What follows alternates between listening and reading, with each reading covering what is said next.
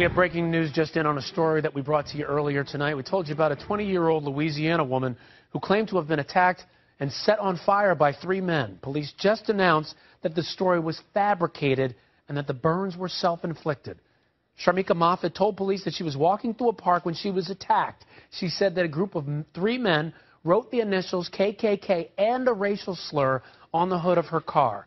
Greg Hilburn from the News Star has been following this story from the beginning, and he joins us now by phone with the latest. Greg, first, what else do we know about what police are now saying is a fabricated story? Well, Ryan, as you said, I followed the story all day yesterday in Winnsboro, which is a small town in rural northeastern Louisiana. It was very disturbing and unsettling to the community for obvious reasons.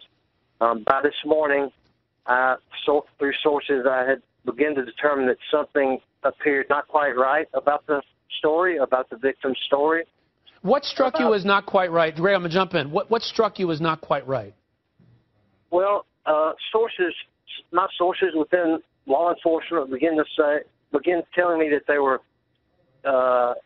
to not make sure that we didn't jump to conclusions in a way that normally you wouldn't, and that the DNA evidence might show something very different. And by noon, or 1 to 2 o'clock, I had confirmed that the police were going to announce at a news conference this afternoon, which is still ongoing, that they believe that Sharmika Moffett fabricated the story, and her motives are still unclear.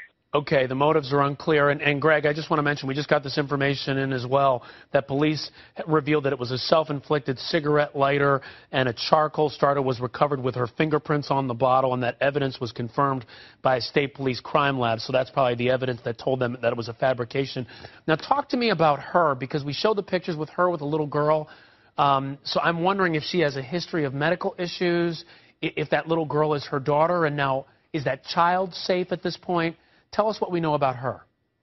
Well, we know that she, for about a month, had been a temporary worker at a sweet potato processing plant owned by ConAgra in a nearby town, that she had applied to do some student teaching in her home parish of Franklin Parish.